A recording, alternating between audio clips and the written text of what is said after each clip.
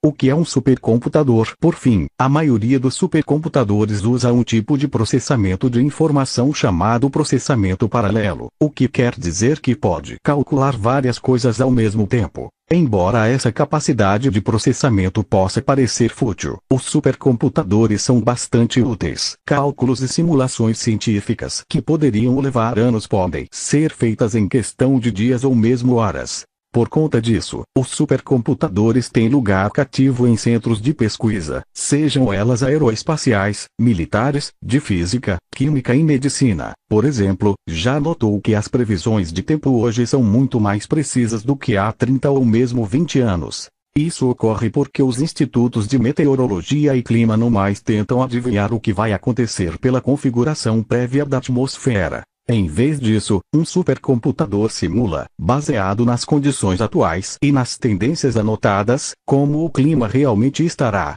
A quantidade de cálculos para essa simulação é assombrosa, e deve acontecer em poucas horas. Caso contrário, não será possível emitir a tempo um alerta de furacão ou de maremoto, por exemplo. Da mesma forma, apenas o imenso poder dos supercomputadores tornam práticas as pesquisas científicas e simulações de armas nucleares, modelagem química e molecular e projeto de aeronaves e carros de corrida.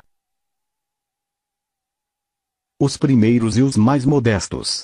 Os primeiros supercomputadores foram criados na década de 1960 pelo engenheiro Seymour Cray para a extinta Control Data Corporation. Cray posteriormente fundou uma empresa que leva o seu nome, a Cray Research, e dominou o mercado da supercomputação durante cerca de 25 anos, até o início dos anos 1990. Os Cray ainda são estrelas no mundo da supercomputação, mas a concorrência é grande, com empresas como HP, Oracle, claro, IBM disputando cabeça por cabeça esse polpo do mercado. Além dos imensos supercomputadores das grandes empresas, é possível construir, com orçamentos mais modestos, máquinas de porte menor, mas ainda assim de grande capacidade de processamento. Esse é o caminho trilhado por centenas de universidades espalhadas pelo mundo e mesmo por empresas e entusiastas que querem ingressar nesse seleto clube. Um dos exemplos é o Fastra 2. Em vez do conceito de cluster, computadores independentes ligados em rede, todos os processadores no Fastra 2 trabalham paralelamente, compartilhando os mesmos barramentos de dados dentro do mesmo gabinete.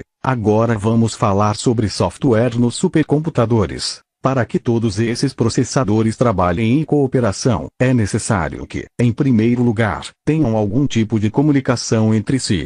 Essa comunicação pode ser direta, ou seja, como se fosse um computador só contendo todos os processadores, ou em forma de cluster, muitos computadores comuns ligados entre si para simular um supercomputador, normalmente em uma rede comum de computadores. Mas não basta ligar todo mundo em rede para ter um supercomputador. É preciso que o sistema operacional em cada um deles seja preparado para isso, e ainda que haja um software central para distribuir as tarefas entre todos eles. No caso dos clusters, o software mais popular para isso é o Beowulf, BeowulfOrg, gratuito e aberto. Mas há outras opções pagas como o Mosix, Mosix.org, e o Microsoft Windows Computer Cluster Server 2003. A gratuidade, o código aberto e a grande comunidade que se formou em volta do Linux e do Beowulf permitem que se construam, facilmente, pequenos supercomputadores em casa. Ou na universidade, como normalmente é o caso, a custo baixo. Qualquer um pode construir um supercomputador modesto se tiver vários PCs à disposição, e quiser meter a mão em configurações de rede e na instalação do Linux e do Beowulf. Para mais informações, um bom ponto de partida é o artigo da Wikipedia sobre clusters, disponível em wikipedia.org/wiki/computercluster. No caso dos supercomputadores maiores, em que os processadores, ou nós, como também são chamados nesse ambiente, são ligados internamente, cada instalação tem o seu software próprio de controle, uma coisa bastante comum entre todos. Entretanto, é que a maioria dos supercomputadores no mundo, mesmo os maiores, rodam alguma versão do sistema operacional Linux. Você sabe o que é petaflops? O desempenho de qualquer computador, mesmo os pequenos PC que todos têm em casa, é medido em uma unidade esquisita chamada flops assim mesmo, com S no final, mesmo no singular. Um flops representa a potência computacional de uma máquina capaz de realizar uma operação matemática em ponto flutuante, ou seja, com números decimais de muitas casas, em um segundo. O S de flops representa o segundo. Apesar da unidade ser chamada de flops, é usual que os múltiplos sejam grafados sem esse S final quando no singular, 1 teraflop, 3 kiloflops. O desempenho em flops pode ser grafado com os multiplicadores que estamos acostumados na vida cotidiana, quilo, mega, giga, tera, para facilitar a compreensão. Assim como 1 quilograma representa 1 miligrama, podemos quantificar os flops da seguinte maneira. 1 megaflop igual a 1 bilhão de flops. 1 gigaflop igual a 1 bilhão de flops. 1 teraflop igual a 1 trilhão de flops. 1 petaflop igual a 1 quatrilhão de flops. 1 petaflop, a unidade usada em supercomputadores, representaria portanto a capacidade de realizar 1 quatrilhão dessas operações em ponto flutuante em um segundo. Supercomputadores mais antigos rodam a meras centenas de teraflops. A título de comparação, um computador PC de configuração mais rápida possível, equipado com 3 Intel Core i7 980X, ou seja, 12 núcleos, chega, segundo a página Top 10 Flops, a apenas 20 gigaflops, ou 0,02 teraflops. Ou, para podermos comparar com o desempenho do Tianyi, 1 a 0 petaflops.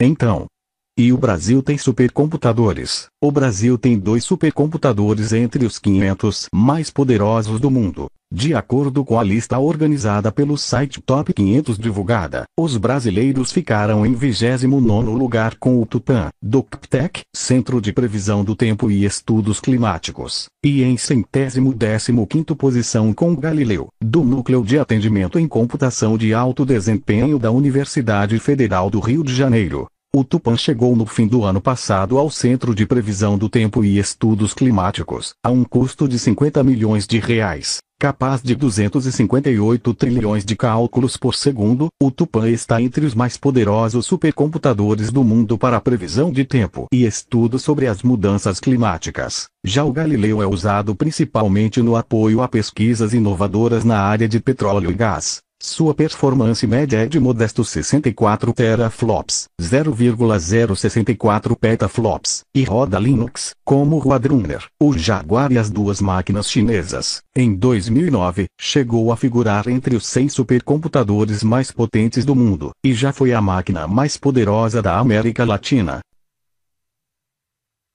Os 10 supercomputadores mais poderosos do mundo. A cada ano que se passa, os computadores ficam mais poderosos. Há pouco mais de 44 anos, a NASA enviava a Apollo 11 para a Lua, com um computador menos potente do que o celular que você carrega hoje no bolso. O módulo principal da máquina utilizada tinha, por exemplo, 2048 MHz. Mais ou menos o mesmo utilizado em calculadoras científicas hoje em dia. Os 10 aparelhos com maior risco de extinção ou supercomputadores estão cada vez mais super. Confira as 10 máquinas mais poderosas. Por essa ótica, seu celular seria um supercomputador, mas apenas se comparado aos computadores utilizados no fim dos anos 60. As máquinas listadas são verdadeiros monstros da informática, capazes de processar centenas e até milhares de vezes mais rápido a mesma quantidade de dados que um PC caseiro é capaz. Preparado?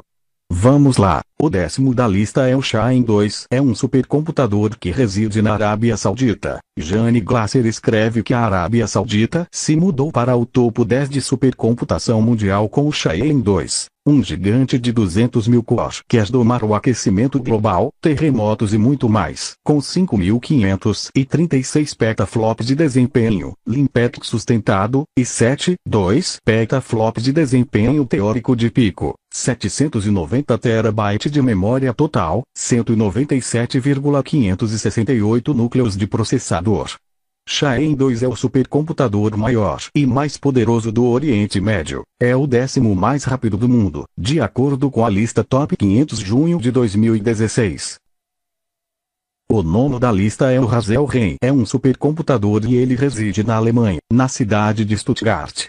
Hasel Ren oferece um desempenho de pico de 742 petaflops, quase o dobro do que o sistema anterior conhecido como Hornet. Hazelden marca a fase de expansão final como definido no roteiro sistema de HLRS e agora está oficialmente aberta para a operação e disponível para apoiar os utilizadores científicos e industriais nacionais e europeias. Hazelden é alimentado pelas tecnologias mais recentes, processadores Intel Xeon e a tecnologia Interconnect Creares alavancar a topologia da rede Dragonfly.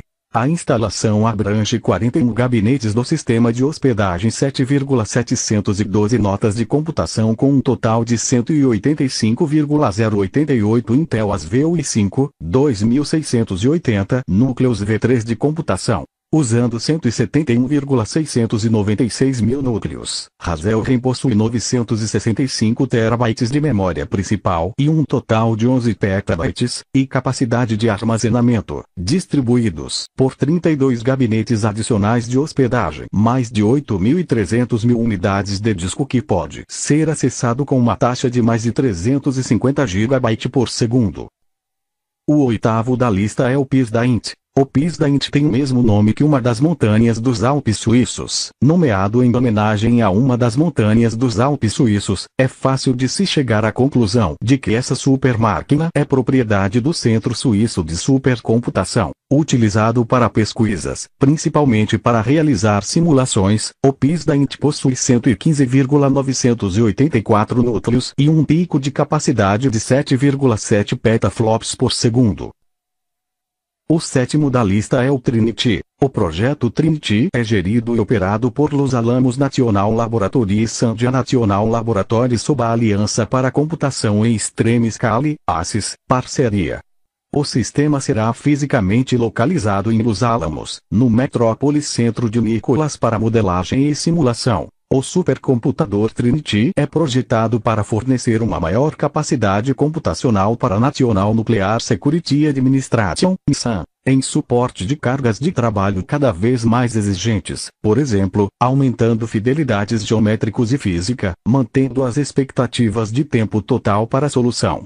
As capacidades de Trinity são necessárias para apoiar a certificação e avaliação do programa NISA Stockpile Stewardship, para garantir que o arsenal nuclear do país, confiável e seguro. O sexto da lista é o Mira. O Mira, também usuário do Blue Gene, faz milhões de cálculos por segundo. O sexto colocado em nossa lista é outro dos computadores que rodam através do Blue Gene, da IBM. O Mira é residente da Biblioteca Nacional de Argonne, nos Estados Unidos, e tem como função a realização de uma série de processos científicos de climatologia, ciência material, química computacional, entre outros. Ele possui 786,432 núcleos e uma capacidade máxima de 10 petaflops. Em um press release, a IBM disse que se todo homem, mulher e criança dos Estados Unidos fizesse um cálculo por segundo, eles levariam quase um ano para fazer a mesma quantidade de operações que o Mira faz em um segundo. O quinto da lista é o K-Computer. O computador K foi o mais potente do mundo por quase um ano inteiro. O computador K, residente do Japão no Instituto de Ciência Computacional Avançada de Riken, foi por quase um ano considerado o computador mais potente do mundo, perdendo o posto para o Sequoia. O K também foi o primeiro computador a ultrapassar a marca de 10 petaflops por segundo. Atualmente, ele conta com mais de 80 mil processadores de 2 GHz, totalizando 705,024 núcleos e uma velocidade máxima de 11,2 petaflops. O Sequoia é o quarto colocado da lista. O Sequoia foi o primeiro computador a alcançar velocidade constante de 10 petaflops. Quarto colocado da lista. O Sequoia mostra o porquê merece estar nesta posição. O Sequoia foi o primeiro a ser capaz de manter uma velocidade superior a 10 petaflops de forma constante. A máquina se encontra na Califórnia, e gasta seus 1,5 milhão de núcleos em aplicações sobre astronomia, o genoma humano e prevendo mudanças climáticas. O terceiro da lista é o Titan. O Titan tem como foco a pesquisa científica. O Titan é o tipo de aparelho que justifica o seu nome. Desenvolvido em 2012 com um orçamento inicial de 60 milhões de dólares, esse monstro da informática é utilizado para pesquisas científicas no Laboratório Nacional de Oak Ridge, nos Estados Unidos. Suas especificações são bem detalhadas, e ainda mais impressionantes. Quase 700 terabytes de RAM, 40 petabytes de HD, 560,40 núcleos e um fluxo constante de 17,5 petaflops de informação por segundo, com um pico máximo de 27. O segundo da lista é o Tianyi 2. O Tianyi é o segundo computador mais poderoso do mundo, e não é sem motivo. Se o Titã pode ser chamado de monstro, faltam adjetivos para descrever adequadamente o Tianyi 2, que ocupa o segundo lugar na lista de supercomputadores com muita folga.